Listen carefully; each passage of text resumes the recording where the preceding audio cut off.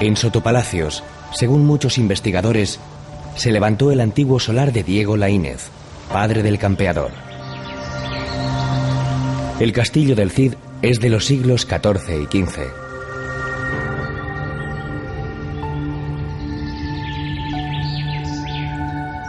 De familia de infanzones y huérfano a corta edad, don Rodrigo alternaría su infancia entre Vivar y la corte de Fernando I, compartiendo juegos con quien luego sería Sancho II de Castilla, su rey.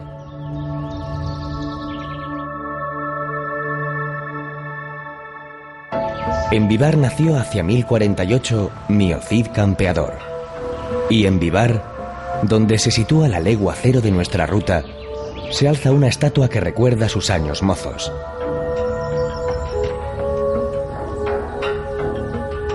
Muy pronto, a los 17, Rodrigo se convierte en el hombre fuerte del ejército de Sancho II, quien moriría en 1072, asesinado en el cerco de Zamora por Bellido Dolfos. Con ser importante su vida, lo que la encumbró a la categoría de mito es el Cantar del Mío Cid, el primer gran libro de la literatura española, hallado en el siglo XVI en el ayuntamiento de Vivar.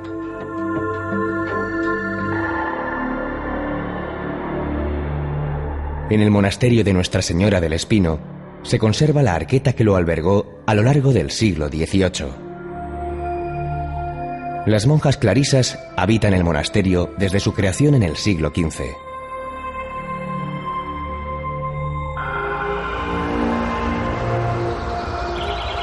Desterrado por Alfonso VI, el campeador lloró al salir de Vivar.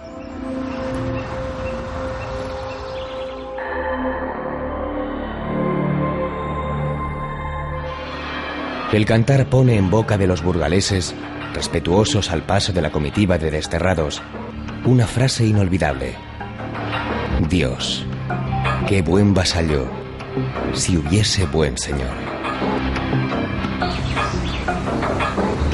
Los escudos de Burgos y San Pedro de Cardeña y el blasón del guerrero recuerdan la ubicación del que se supone fuera solar del Cid en la ciudad.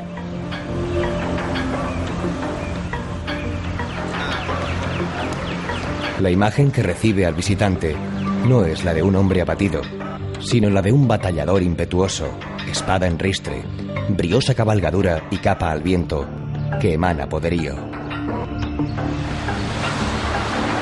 En el puente de San Pablo, sobre el río Arlanzón, salen al encuentro 8 personajes relacionados con el campeador. Entre ellos su esposa, doña Jimena, Martín Antolínez, leal burgalés de pro, don Jerónimo, el obispo soldado, y el fiel Álvar Fáñez, primero en decidir que le seguiría en el duro camino recién iniciado. El relato vital se deja sentir en los murales de Bela Zanetti, que adornan el Palacio de la Diputación. Como alférez real, el Cid hizo jurar en Santa Gadea a Alfonso VI que no había tomado parte en la muerte de su hermano. Esto habría motivado la indignación del rey y el destierro. Sin embargo, los datos históricos apuntan a otra causa. El Cid atacó con su ejército privado a grupos musulmanes en Toledo, sin conocimiento del monarca de Castilla y León. Y además, fue acusado injustamente de haberse quedado con parte del tributo cobrado al Mutamiz, rey moro de Sevilla, vasallo de don Alfonso. Por todo ello, en 1081 tuvo que salir de su tierra. No pudo Mío Cid despedirse de esta desbordante catedral burgalesa, ya que su construcción se inició en 1221. Pero sí de la anterior, románica, emplazada en el mismo lugar. Cualquiera que siga hoy sus pasos habrá de adentrarse inevitablemente en esta joya del arte gótico.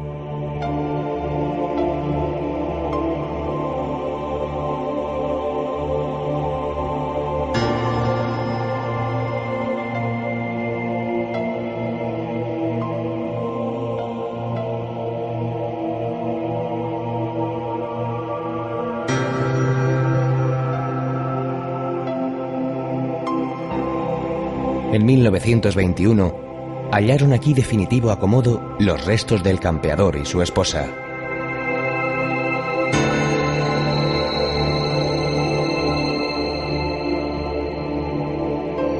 El templo alberga el llamado Cofre del Cid, que, de seguir a la imaginación popular, habría contenido la célebre espada tizona, el altar portátil que llevaba en sus campañas y la arena que metió para, con la ayuda de Martín Antolínez, engañar a 2 comerciantes judíos.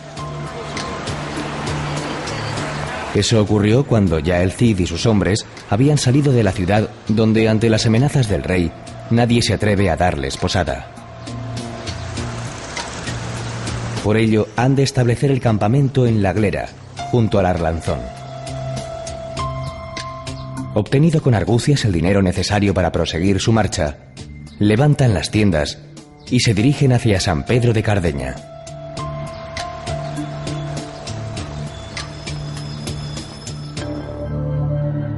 Los burgaleses actuales van a otro monasterio, el de las Huelgas, a celebrar el Curpillos. El viernes siguiente al Corpus se recuerda el definitivo triunfo cristiano en la batalla de las Navas de Tolosa.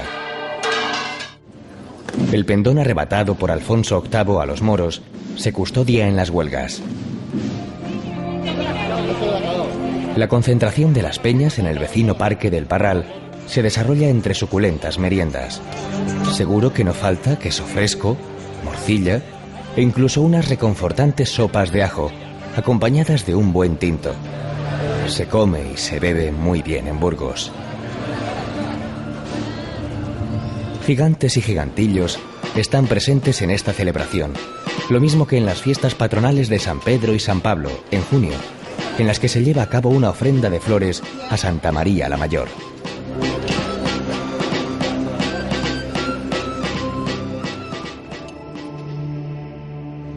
El abad benedictino de San Pedro de Cardeña acogió a Jimena y a sus 2 hijas, Cristina y María.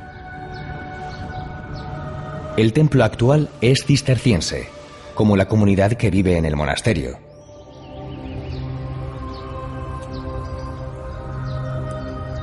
El claustro románico de los Mártires es del siglo XII, con arquerías que evocan la mezquita cordobesa. La torre también es románica. Aquí se tiene que despedir don Rodrigo de su familia. El fiero guerrero vuelve a llorar de tristeza. Se separan dolorosamente, como la uña de la carne, dice el cantar. Antes, el Cid le ha dicho a Jimena que la quiere como a su propia alma. Hasta aquí traería sus restos la esposa fiel en 1102, cuando tuvo que abandonar Valencia ante los ataques almorávides. El Cid había conquistado la ciudad 8 años antes. En Cardeña permanecen los sepulcros de la pareja.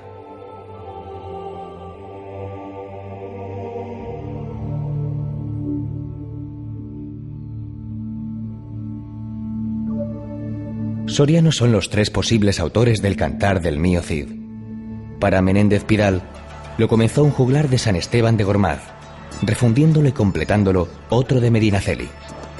Per Abad, clérigo de Fresno de Caracena, el único del que se sabe el nombre, firmó en 1207 la única copia conocida. A San Esteban, dice el cantar, acuden a refugiarse las hijas del Cid, conducidas por su primo Félez Muñoz, quien las rescató tras la afrenta sufrida en el Robledo de Corpes de manos de sus esposos, los infantes de Carrión. El castillo formó, junto a otros cercanos, como el de Gormaz, la línea defensiva de la frontera marcada por el Duero, que da nombre a una denominación de origen de exquisitos vinos. Las bodegas que salpican el paisaje nos recuerdan que el río nace en los sorianos picos de Urbión.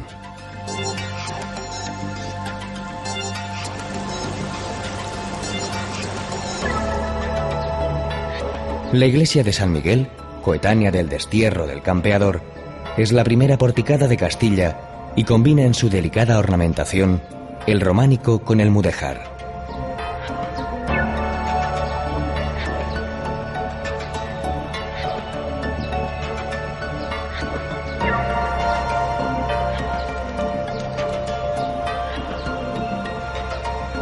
Un siglo después, se levantó la de Nuestra Señora del Ribero.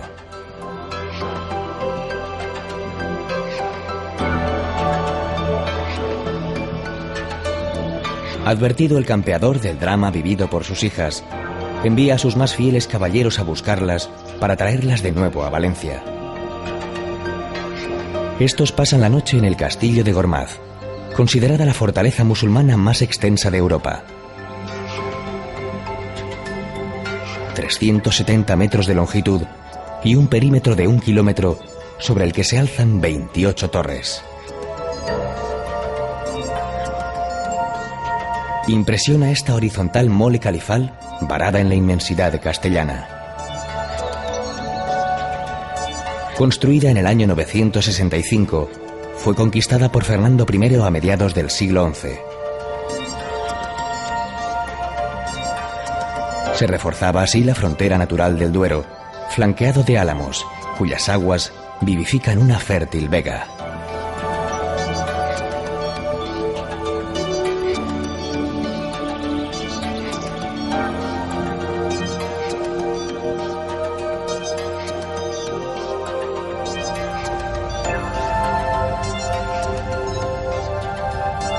La comitiva ha de descansar y para ello eligen Berlanga de Duero. En 1089, Alfonso VI donó la conquistada villa al Cid, siendo este su primer señor.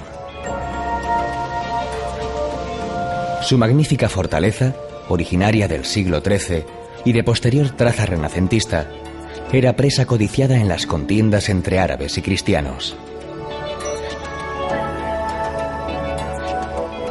Una colegiata del XVI y un rollo gótico se suman al atractivo del lugar de nacimiento del fraile dominico Tomás de Berlanga, defensor de los indígenas, obispo de Panamá y descubridor de las Islas Galápagos.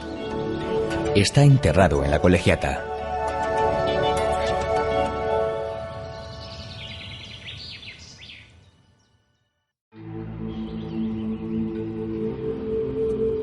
Nuestra ruta nos depara fascinantes sorpresas, como esta ermita mozárabe de San Baudelio de Berlanga. Pasa el tiempo y su atractivo es cada vez mayor. Félix Ransanz, el viejo guarda que las mostraba en los años 70, empezaba diciendo: les voy a explicar un poquito el misterio de la ermita de San Baudelio, lo más original del mundo y lo más bonito. Y no andaba desencaminado. Sigamos sus palabras.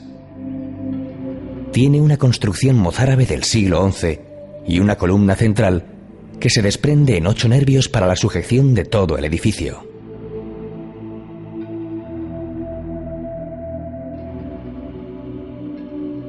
Luego tiene un coro con unas columnitas para su sujeción. Bernard Bevan, historiador de la arquitectura española, la califica de curiosa obra maestra y proporciona datos muy concretos. Consiste en una cámara de 8 metros de longitud por 7 metros de anchura, con un túnel que conduce a la cueva de una anacoreta.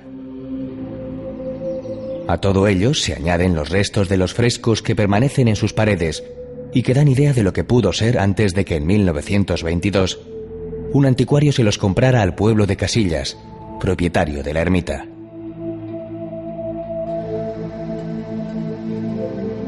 Una compra que ocultaba un expolio. Los frescos que pudieron arrancar fueron a parar, además de a colecciones privadas, al Museo de Arte de Boston y al Museo de los Claustros de Nueva York. Algunos se lograron recuperar mediante canje y están en el Museo del Prado.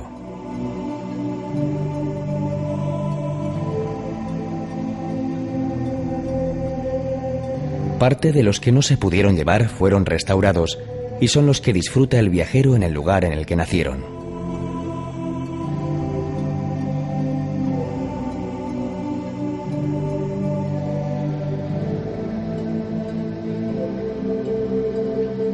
Descrita como capilla sixtina del mozárabe y románico castellano por el escritor Jiménez Lozano, la ermita de San Baudelio es, además, una muestra viva de la convivencia no solo entre culturas, sino entre creencias religiosas diferentes que dio como resultado esta maravilla.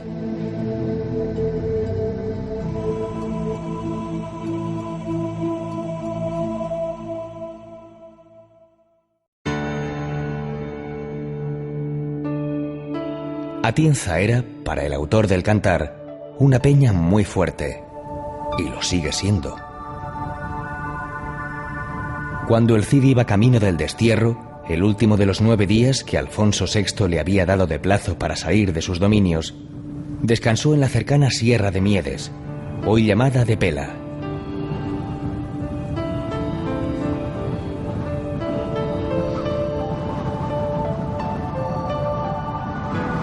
En Atienza empezaba la tierra de moros. Ahora marca el límite entre la provincia de Soria, que abandonamos momentáneamente, y la de Guadalajara, en la que nos adentramos.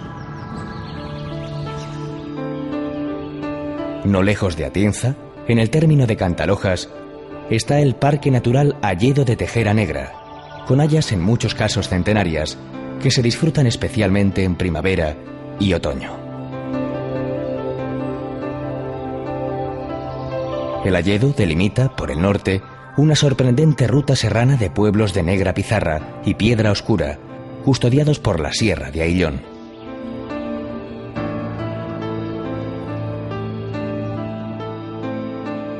Estas tierras abiertas de Guadalajara fueron escenario de la primera conquista del campeador, Castejón.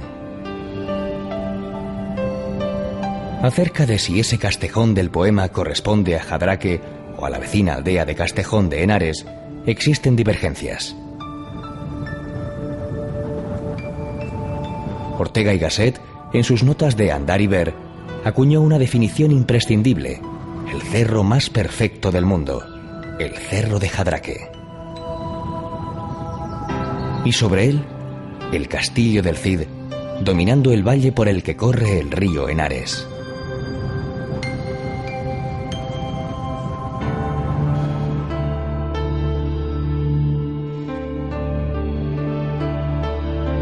Sigüenza es para pasearla, para recorrer tranquilamente sus calles y descubrir sus preciosos rincones.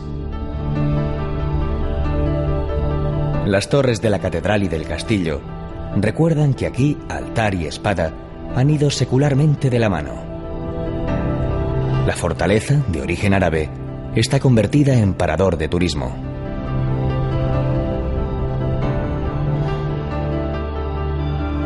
La catedral se abre a la plaza en toda su grandeza, con un aspecto exterior que une los intereses religiosos a los defensivos. Iniciada en el siglo XII, se acabaría de construir en su parte principal 200 años después.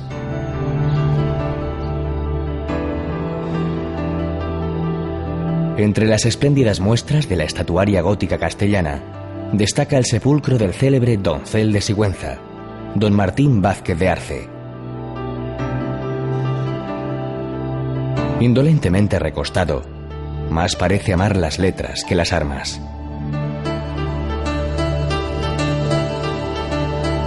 Caballero de la Orden de Santiago, una inscripción recuerda que le mataron los moros socorriendo al muy ilustre señor duque del Infantado, su señor.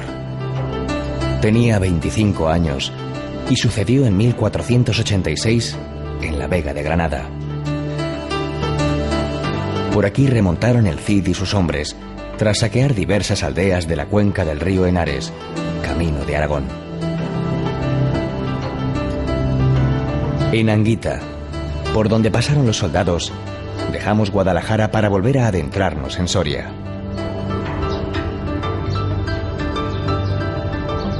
Aquí caserío, torreón, muralla y roca configuran un conjunto fecundado por el río. En una ladera se encuentran las cuevas que la memoria popular siempre ha denominado del Cid. Por delante tenían, y tenemos, el soriano Valle de Arbujuelo, y muchas más historias que vivir y que narrar.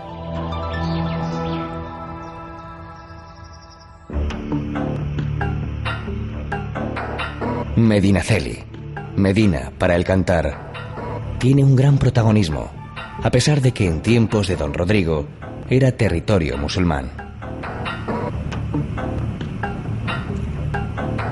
A los pies de Medinaceli, tierra de frontera y encrucijada de caminos, se extiende el valle de Arbujuelo.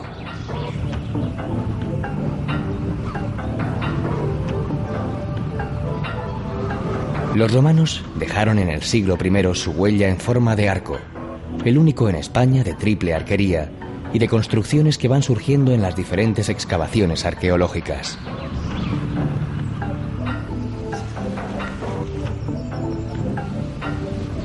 Era tal la importancia de la villa y el peso de la nobleza que tenía 11 iglesias. En el siglo XVI se alzó la ojival colegiata, levantada para que cupieran todos, nobles y pueblo llano.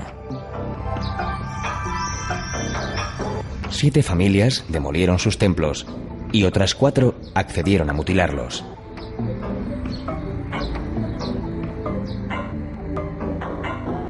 Antes de adentrarse en tierras aragonesas, el camino que en su día siguiera el Cid atraviesa por el monasterio cisterciense de Santa María de Huerta, fundado por Alfonso VIII.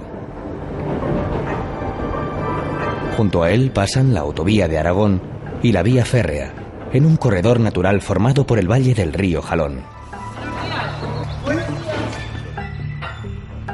El enorme rosetón que preside la portada da acceso a un conjunto monástico en el que destacan los 2 pisos de su claustro. El de abajo, ojival y cegado. El de arriba, plateresco y salpicado de medallones, por el que deambulan los actuales monjes cistercienses. Románico de última hora y naciente gótico se conjugan en una obra en la que, como todas las del Cister, priman la sencillez y las líneas puras. El refectorio, gótico, es la estancia más espectacular, culminada por su espléndida bóveda.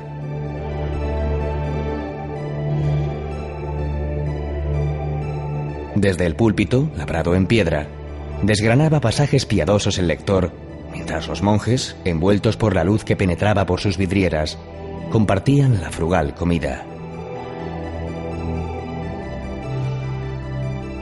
Entre Ariza y Cetina establece su campamento el numeroso grupo de desterrados, convertido ya en ejército victorioso, cuya fama empieza a extenderse. Se adentraban en la taifa de Zaragoza, importantísimo núcleo de poder musulmán en los siglos XI y XII.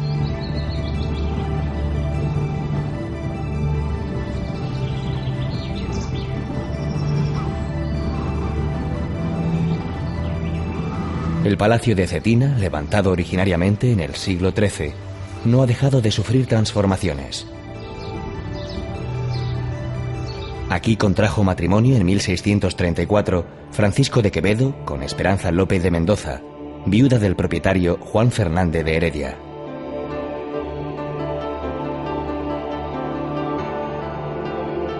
Para acceder a la capilla hay que agachar inevitablemente la cabeza. La leyenda cuenta que la escasa altura fue decisión de la dama, que de esa manera obligó a su futuro y orgulloso esposo a inclinarse ante ella.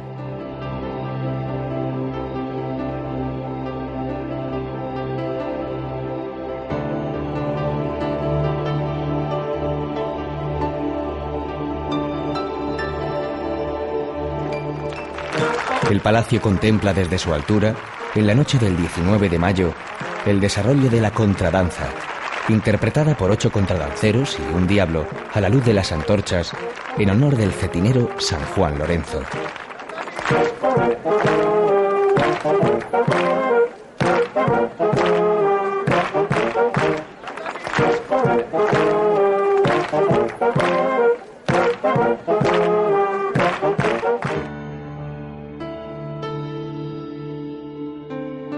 En Calatayud, el mudéjar emerge en las torres de San Andrés, San Pedro de los Francos y en la iglesia de la Peña. En árabe, Calatayud significa castillo de Ayub. Testigo de esta pujante época es la muralla, que todavía conserva una puerta califal del siglo X. La colegiata de Santa María la Mayor se levantó tras la conquista cristiana sobre la antigua mezquita. Renacentista en su fachada, son mudéjares el claustro, el ábside y la torre, que se eleva 68 metros hacia el cielo.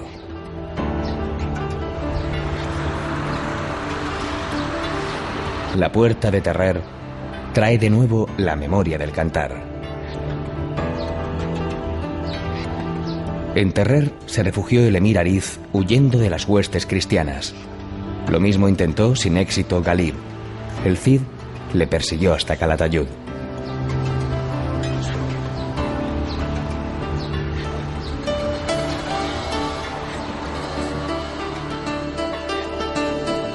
Sólida y sustanciosa es la gastronomía de Aragón. Aquí tiene fama su rancho de arroz, que conjuga sabiamente el arroz con caracoles, lomo de cerdo, costilla de cordero, chorizo y tocino.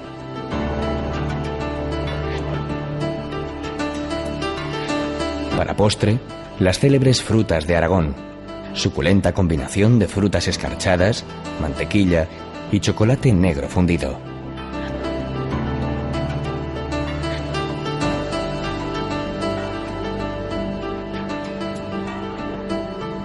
Fundada por los árabes en el siglo VIII, de la importancia estratégica de Daroca habla su sólida fortificación, modificada en épocas sucesivas y en la que destaca la puerta baja, la más emblemática y popular.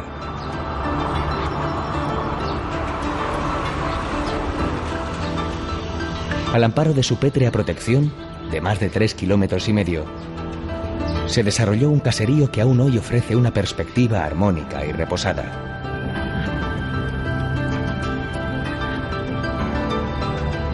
La Basílica Colegiata de Santa María de los Corporales custodia los corporales que envolvieron 6 hostias consagradas, convertidas en sangre en 1239. Sucedió en Luchente, Valencia. Mosés Mateo Martínez, natural de Daroca, al igual que uno de los capitanes presentes, celebraba una misa interrumpida por la inminencia de un ataque agareno. Tras la batalla, que culminó con el triunfo cristiano, recuperaron los corporales escondidos, protagonistas del prodigio. El jueves del Corpus se sacan en procesión en su arqueta y se imparte con ellos la bendición.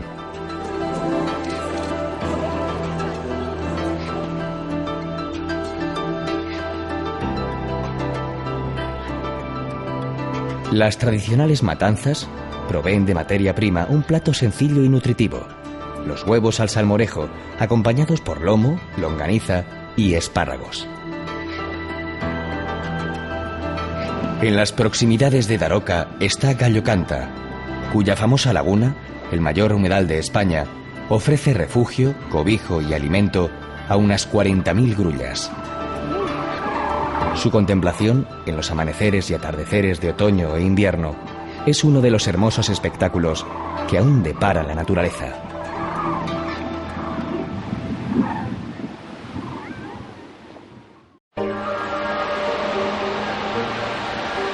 En el contraste está la maravilla. En medio de una zona semidesértica, en el término de Nuévalos, y sin que nada en principio haga presagiarlo, se abre un auténtico vergel entre árboles, rocas, agua, grutas, lagos y cascadas.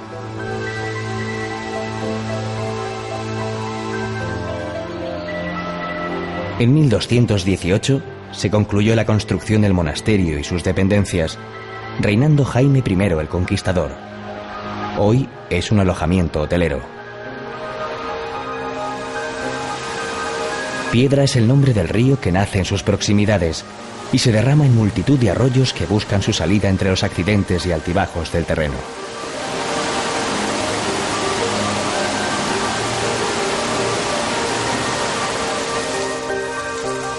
Las grutas, originadas por la erosión, anejas a las cascadas, fueron descubiertas a mediados del siglo XIX.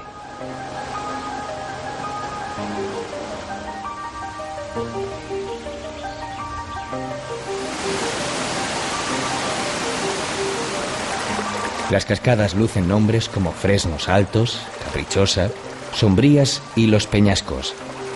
De alguna manera había que reducir a palabras todo un mundo de agua, ruido, luz y color.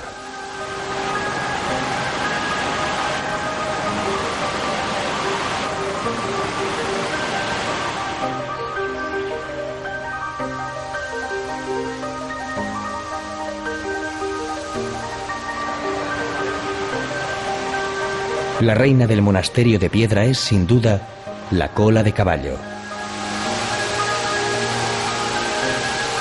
Encajada entre rocas, el agua cae allí en masa formando una cortina que cierra la mayor de las grutas, de nombre Iris.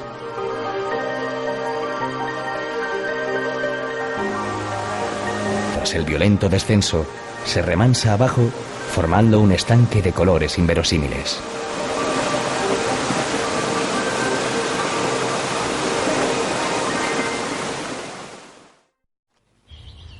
Cada domingo de Pentecostés se celebra en Atienza la caballada. La historia y la leyenda están en el fondo de esta tradición. En 1162, un niño que después llegaría a ser rey con el nombre de Alfonso VIII se encontraba en la villa sitiada por su tío, Fernando II de León, que quería usurparle el trono. Los arrieros atencinos, muy afamados en la época, trazaron una estratagema: romper el cerco, llevando al pequeño envuelto en una capa arriera y cabalgar velozmente hasta alejarse del peligro. Para distraer al enemigo, simularon un torneo y bailaron delante de la Virgen de la Estrella. Las veloces galopadas actuales, los bailes y las subastas siguen en manos de la cofradía, heredera de aquella vieja hermandad de arrieros.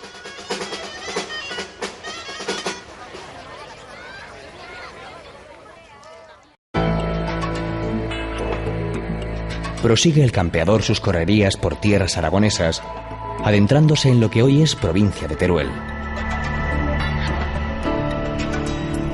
En Montalbán, la Peña del Cid mantiene viva su huella. Lo mismo que la iglesia gótico-mudéjar de Santiago el Mayor lo hace con la orden militar de su nombre, una de las más importantes de España. Los caballeros de Santiago, que ayudaron a Jaime I en la conquista de Valencia, convirtieron Montalbán en un enclave estratégico, como testimonian los restos fortificados que se mantienen en pie.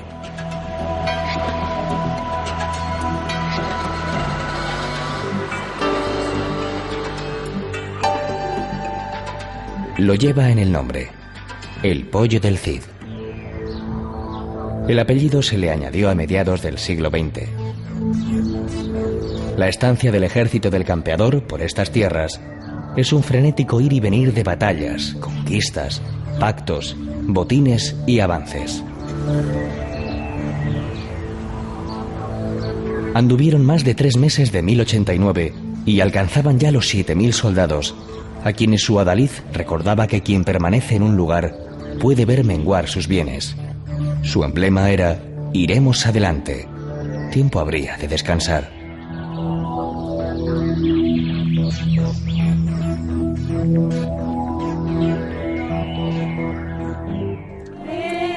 El tercer domingo de mayo se perpetúa en Pollo del Cid una vieja tradición: los penitentes, que consiste en la visita que la imagen de la Virgen de los Dolores hace al Cristo de la vecina localidad de Calamocha.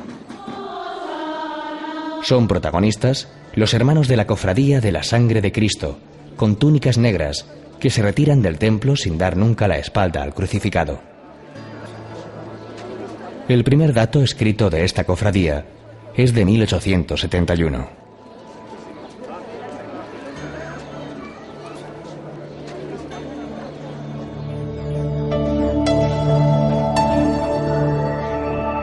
Entre los lugares que rendían tributo al Cid estaba Molina de Aragón, hermosa localidad hoy en la provincia de Guadalajara. Mucha e intensa es su historia. El señor musulmán de Molina, Aben Galbón, es en el cantar modelo de amistad y lealtad hacia don Rodrigo, quien le define como hombre de paz.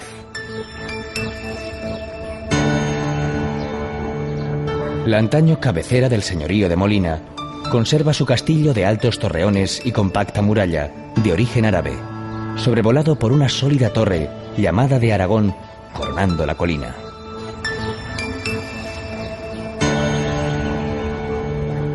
En su casco antiguo, evocador y bien conservado, se alzan conventos, iglesias, palacios y caserones nobiliarios, muchos de ellos de traza renacentista.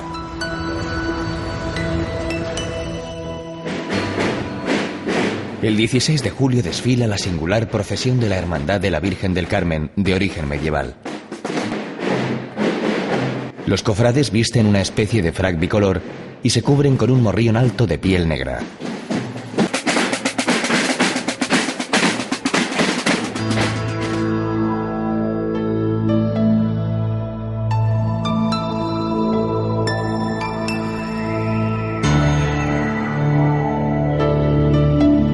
Albarracín, en la provincia de Teruel, figura en todos los listados que se elaboran sobre los pueblos más bonitos de España. Y razones no le faltan para ello. Enclavado en la sierra de su nombre, el conjunto de calles empinadas y umbrías, de tejados de teja árabe y saledizos de madera, invita a caminar despacio y a no elevar la voz.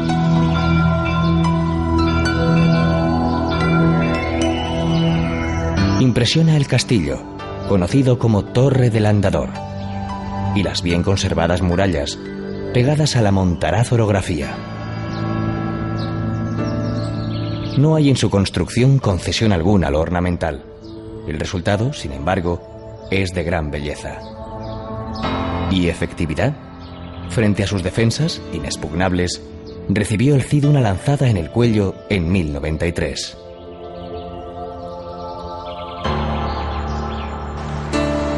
En la Plaza Mayor confluyen las calles principales. A partir de ahí, el recorrido nos lleva por la Casa Consistorial, el Palacio Episcopal y la humilde catedral. Galerías, balcones y espléndida rejería de hierro forjado, testimonio de un rico y reciente pasado artesano.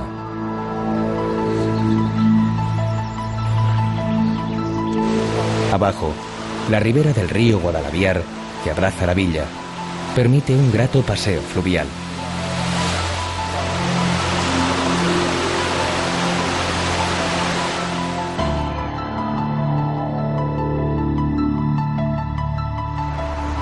Cella aparece repetidamente en el cantar.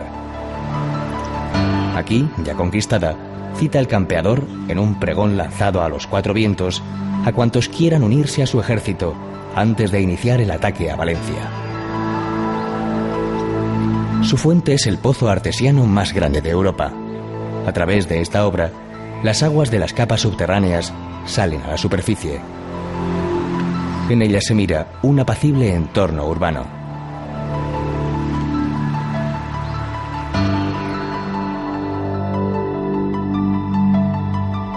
El acueducto de los Arcos, en Teruel, fue levantado en 1537 y constituye el nexo de unión entre el casco antiguo y la ciudad nueva. La catedral, llamada Santa María de la Media Villa, es la joya de Teruel, y Teruel es, a su vez, la joya del mudéjar en España, el arte de la tolerancia y el mestizaje.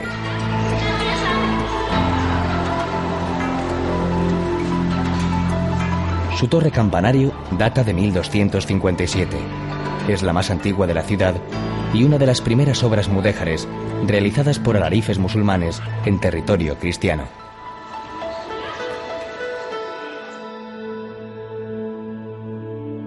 El retablo plateresco de Gabriel Joly está labrado en madera sin policromar.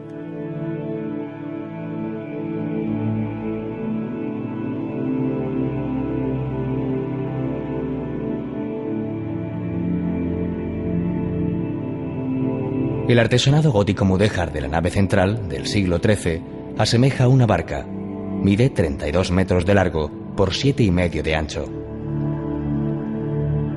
En sus pinturas se describe la vida, los oficios y las gentes del Teruel medieval.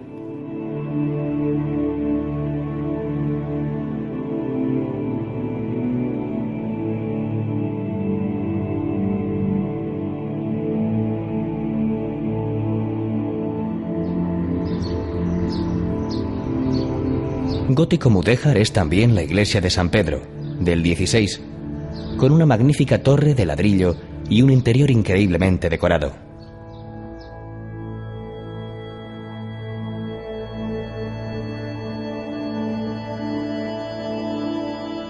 Aquí aparece de nuevo la mano de Joly, quien dio forma al retablo de los santos Cosme y Damián.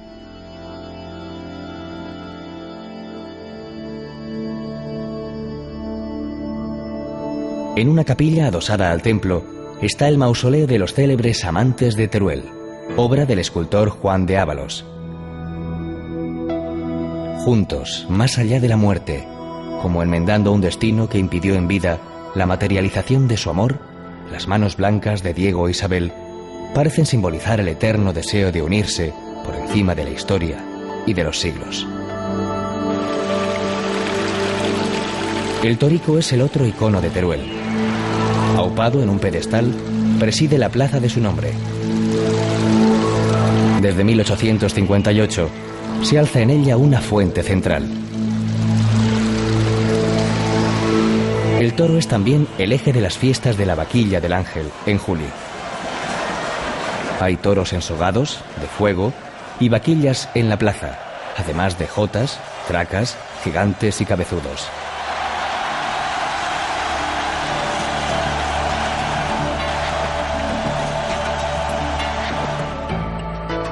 Resulta difícil resistirse a una paletilla de ternasco, a base de espalda de ternasco, paté de hígado de cerdo, longaniza, chorizo, magro, jamón, lomo embuchado y salchichón. La trufa le proporciona un toque especial.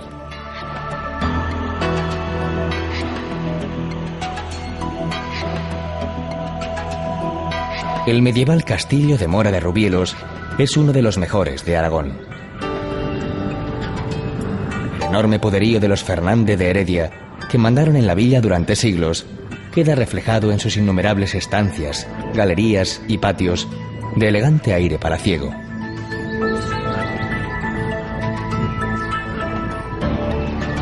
El poder religioso levantó frente a él una impresionante excolegiata gótica, Santa María, de una sola nave y desnudo interior.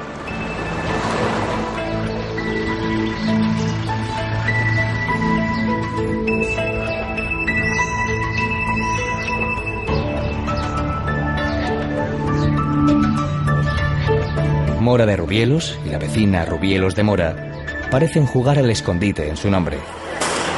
Ambas comparten, al igual que otras muchas localidades de la Sierra de Gúdar en la que nos encontramos, su fascinación por los juegos de toros.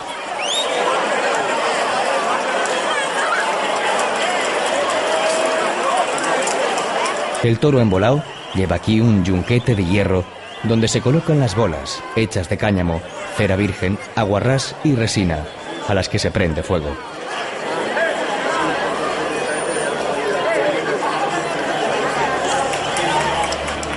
No falta en las mesas la ensalada aragonesa, tomate, lechuga, cebolla, pimiento verde y olivas negrales, enriquecidos con un buen aceite.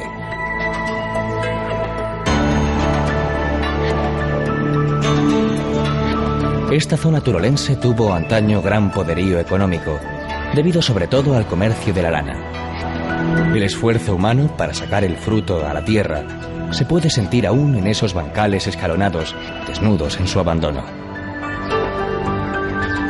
Los vecinos de Rubielos de Mora se han preocupado mucho por conservar su patrimonio, lo que les ha valido reconocimientos internacionales. Eso hace que el paseo por sus calles sea especialmente grato. Desde cualquier parte se puede ver la torre de la excolegiata barroca Santa María la Mayor.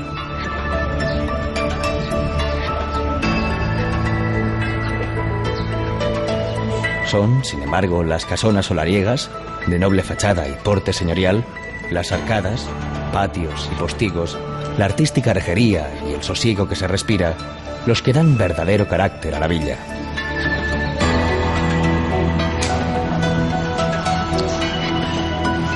Las comidas especiales se culminan a menudo con un brazo de gitano, cuyos solos ingredientes son una tentación para los golosos: chocolate de cobertura, mermelada de fresa, nata, brandy y mantequilla.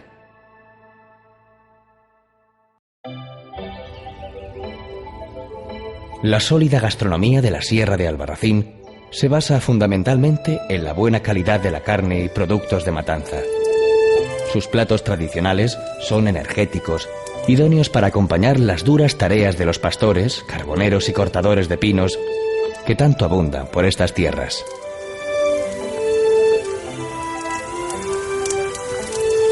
Uno de esos apreciados platos son los gazpachos tostados, hechos con patata, pimiento, ajo y panceta.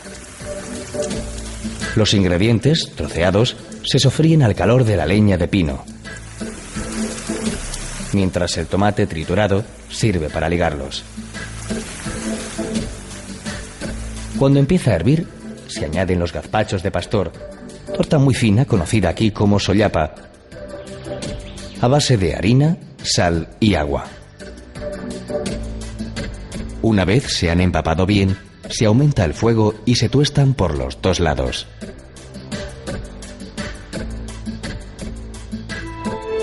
Ligados también a los pastores y a la matanza, los galianos tienen igualmente como base la sollapa, que se trocea y se pone a remojo durante toda una noche. Al día siguiente se echan en una sartén, se añade azafrán y se tuestan.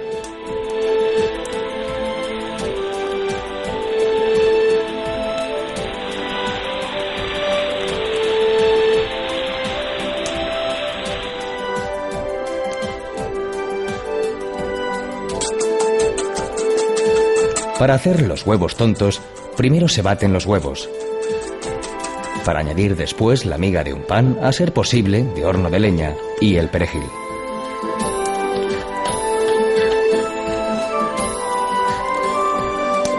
Se revuelve todo ello y se echa en la sartén para hacer una especie de tortilla que, debidamente troceada, se echa en una escudiña con lomo de cerdo en conserva, longaniza y costilla.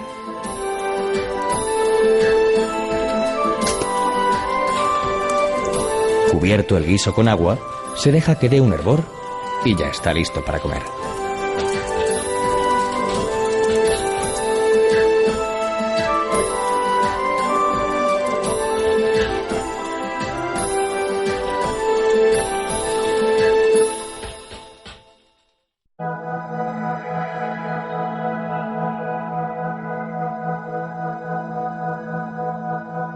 Está ceñida Morella por un cerco amurallado de casi 2,5 kilómetros, 2 metros de espesor y 10 de altura. Esa es la primera imagen que de la ciudad recibe el viajero. El pétreo abrazo está jalonado por 16 torres que se abren en 6 puertas, entre las que destacan las de San Mateo y San Miguel, ambas del siglo XIV.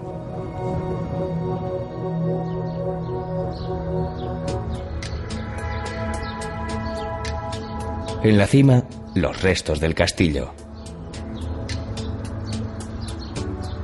Viéndolo no es difícil evocar las bélicas hazañas de Ramón Cabrera, el tigre del Maestrazgo, sangriento defensor en el siglo XIX de sus ideales carlistas.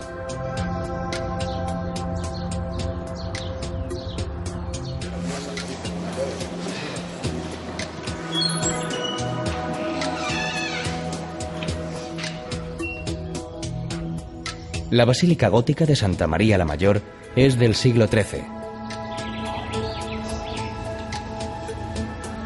Sus portadas, de los apóstoles y de las vírgenes, constituyen un retablo en piedra delicadamente tallada.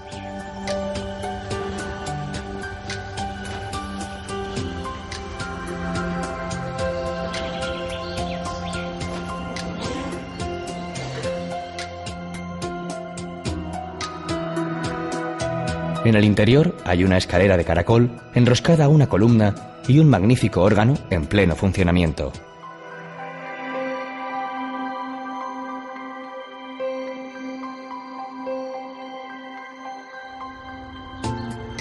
Por esta comarca de Els Ports y por la vecina del Maestrazgo anduvieron el Cid y sus huestes cada vez más cerca del mar.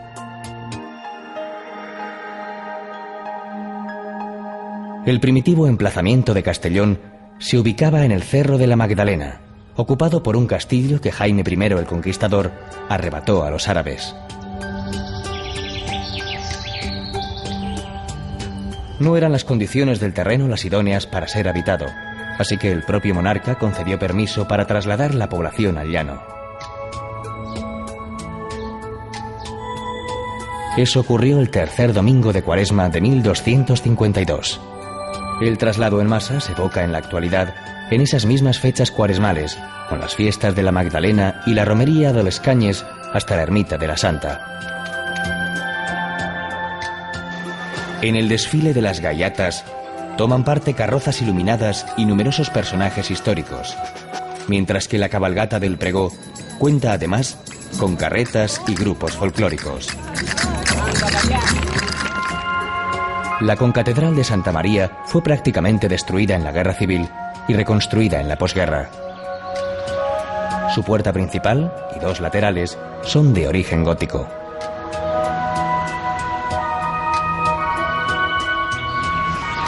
La torre de El Fadrí se encuentra también en la Plaza Mayor, separada de la concatedral. De ahí su nombre, Fadrí, que significa soltero. Es el edificio más representativo. Su planta octogonal alberga 11 campanas.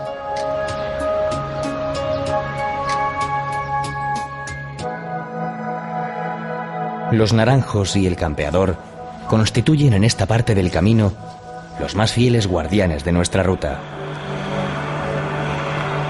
Todas estas tierras fueron conquistadas por el Cid.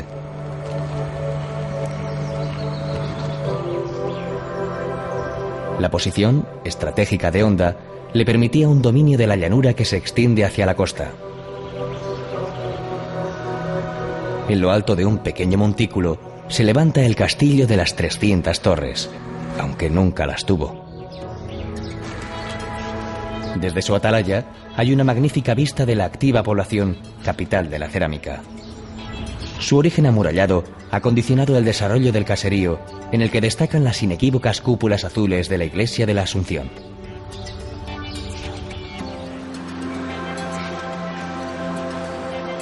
El eje del casco antiguo es la Plaza del Almudín, presidida por una fuente. Sus porches y arcos ojivales le proporcionan un carácter recogido y evocador.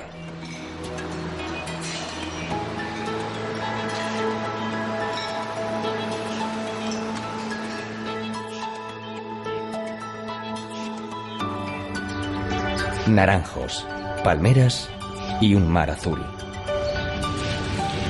Es fácil imaginar la fascinación de esos hombres castellanos, desterrados y guerreros, cuando en Burriana vieron el mar por primera vez. La iglesia de El Salvador se desarrolló en diversos estilos.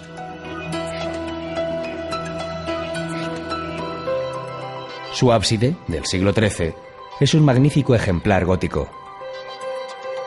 La nave es románica y la decoración barroca.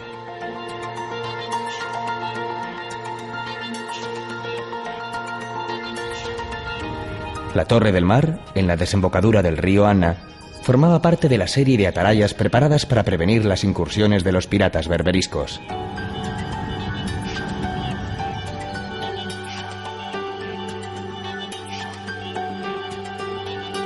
En Segorbe, según relata el Cantar, pasó la noche un ejército de 3000 moros que el rey de Valencia enviaba para detener al Cid, que avanzaba imparablemente desde tierras aragonesas.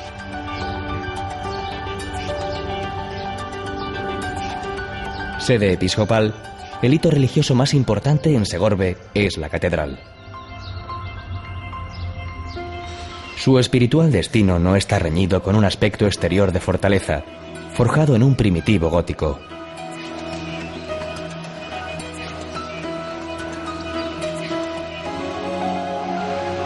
La muralla urbana, en forma de arcos apuntados y robustos cubos, se conserva parcialmente.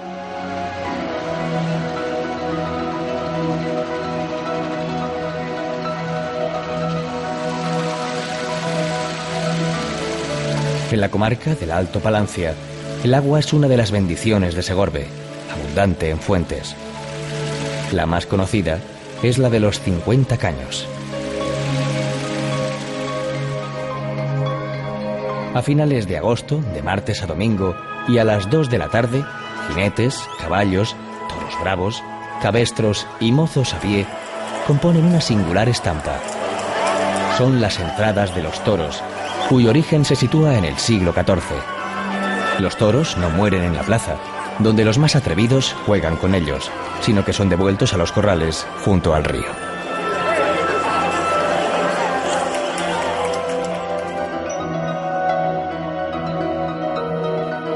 Los documentos históricos recogen los tributos que a finales del siglo XI entregaba el campeador al alcaide de Jérica. Este ha sido siempre lugar de paso entre el Mediterráneo y las tierras del interior, como demuestran los restos dejados por las diferentes culturas. En el campanario, separado del conjunto de la iglesia, se combinan la huella romana, en su primer tramo, con la árabe en el segundo, para culminar la monumental torre en el más puro estilo mudéjar.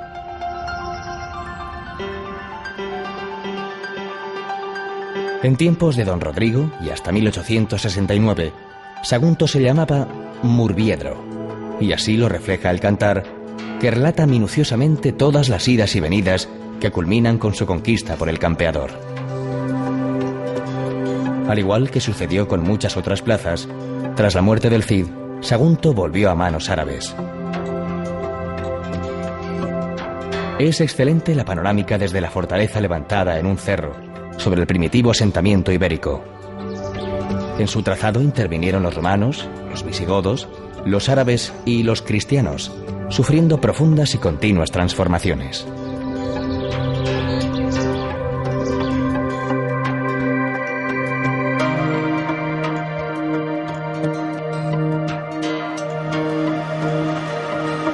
El destino del Cid, trazado a golpe de ambición y de destierro, culmina en la ciudad de Valencia, donde tras conquistarla, se autoproclama en 1094 señor absoluto. En Valencia se siente seguro, dichoso y expansivo, más aún cuando tras muchos años de separación se reúne allí con Jimena y sus hijas.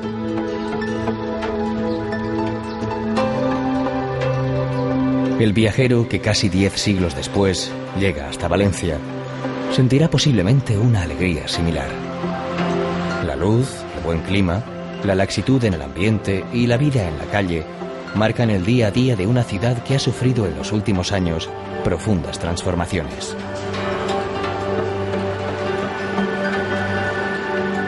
La catedral, levantada entre los siglos XIII y XVIII, refleja el paso del tiempo en sus tres portadas: románica, gótica y barroca.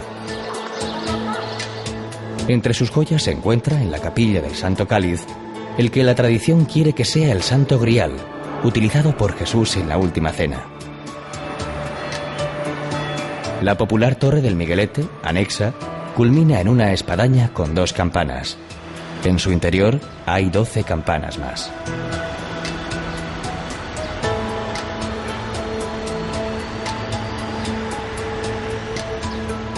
La lonja, gótica, del XV, fue escenario de las transacciones y el poderío económico de la ciudad, que alcanzó en esa época su mayor esplendor. También gótico, el Palau de la Generalitat es la sede del gobierno autonómico.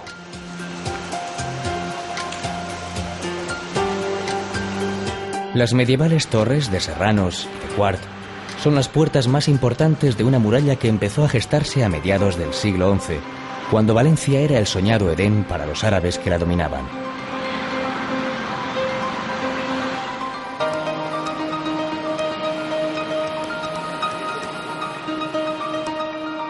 La alambicada fachada barroca del Palacio del Marqués de Dos Aguas es una de las imágenes urbanas más conocidas. Dentro está el Museo Nacional de Cerámica González Martí. Existen otros 2 magníficos museos: el de Bellas Artes, San Pío V, con lo mejor de la pintura valenciana de finales del siglo XIX y comienzos del XX, y el IVAM, Instituto Valenciano de Arte Moderno, que nació en 1989 a partir de la colección del escultor Julio González. El antiguo cauce del río Turia marca el desarrollo de la espectacular Nueva Valencia, la ciudad de las artes y las ciencias. Espacio de ocio, científico y cultural, es una de las apuestas urbanas más arriesgadas y más felizmente realizadas de toda Europa. Esta apasionante vieja y nueva ciudad, fiel al pasado y asomada con entusiasmo al futuro, protagoniza en la noche del 19 de marzo, día de San José, una de las más desbordantes fiestas del mundo, las fallas, donde al fuego se unen el arte, la crítica social, el calor, el estruendo, la música y la participación ciudadana. Otras citas festivas tienen también una gran importancia: la Semana Santa marinera, en los barrios pegados al mar, y el traslado de la imagen de la Virgen de los Desamparados desde su basílica a la catedral, el segundo domingo de mayo.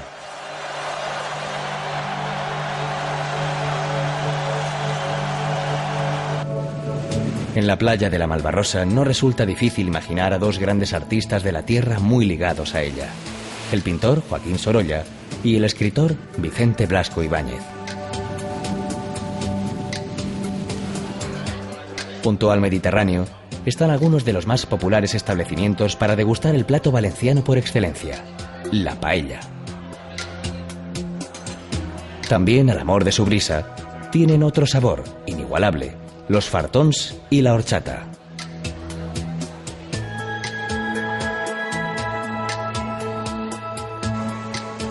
Sobre sus aguas mansas depositaron por primera vez su entusiasmada mirada las mujeres del Cid: Jimena, Cristina y María, que habían llegado hasta aquí después de 1000 avatares desde la lejana Castilla.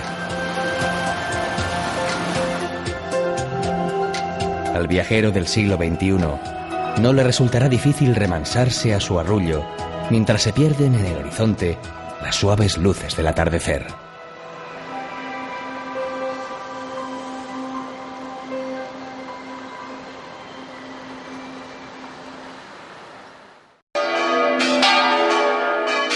El viernes siguiente al 17 de enero amanece en Forcal, en la comarca castellonense dels Forts, a los sones del tamboril y la dulzaina.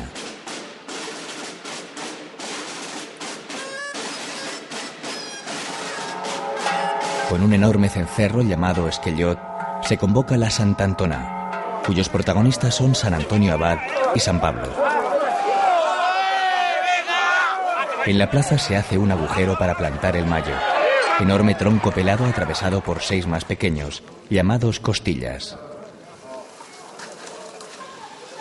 Esa es la columna que sostiene la barraca, recubierta con troncos y ramajes de pino, enebro y carrasca. En la cúspide o capolla se coloca una tranca.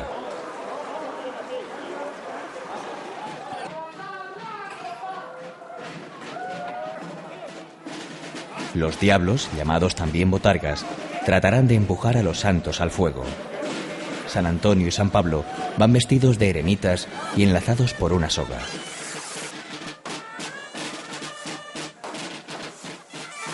Todos empiezan a dar vueltas alrededor de la barraca y algunos la atraviesan en medio de las llamas.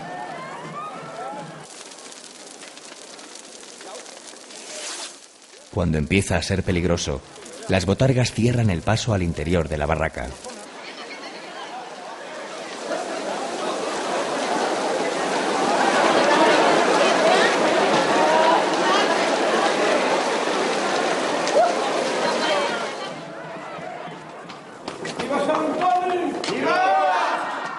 Después tiene lugar la bendición de animales domésticos. La procesión de los machos llega hasta la plaza, donde se reparten coquetes y rolletes hechas expresamente para la fiesta.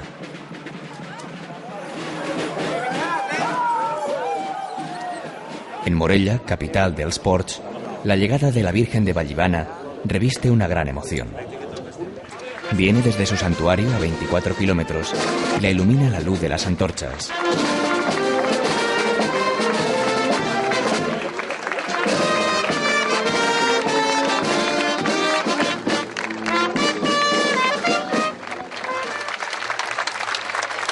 Su traslado a mediados del siglo XVII está en el origen de la fiesta. Cuando alcanzó la amurallada ciudad, remitió una mortal epidemia de peste. y desde 1672 decidieron celebrarlo una vez cada 6 años. Había nacido el sexenio.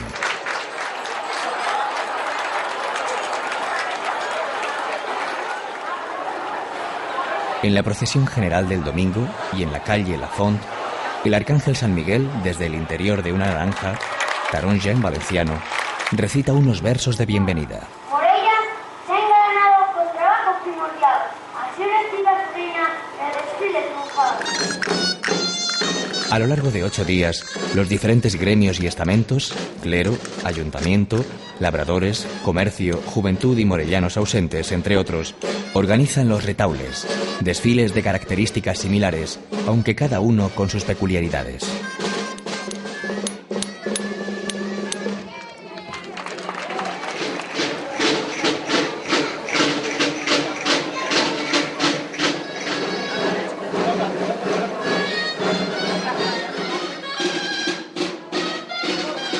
En ellos figuran els torners, los torneros, en cuya intervención destaca sobre todo su acrobático salto.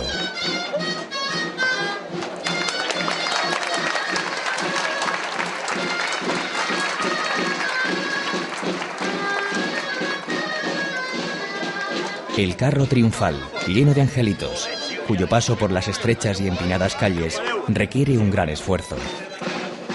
El baile de els llauradors, o labradores, los espectaculares gigantes, los bailes de artes y oficios, tejedores y gitanitas, y los personajes bíblicos.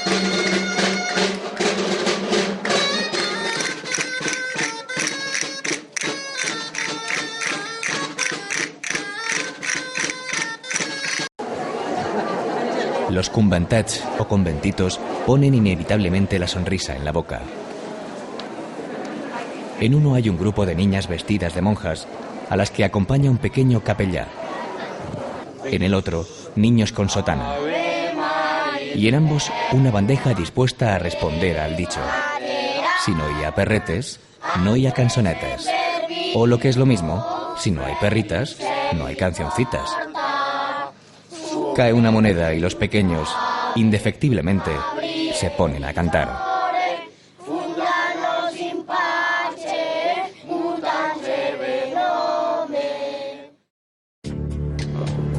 Un pequeño mar de agua dulce a orillas del Mediterráneo. La Albufera es hoy una visita obligada para todo aquel que se acerca a Valencia. Tan solo 11 kilómetros separan la ciudad de Las Fallas de este oasis de tranquilidad, declarado Parque Natural desde 1986. Uno de sus grandes atractivos son los paseos en barca por los canales que envuelven los diferentes islotes que la componen. Es la mejor forma de observar la vegetación que crece en sus orillas y que permite que nidifiquen aquí gran cantidad de aves.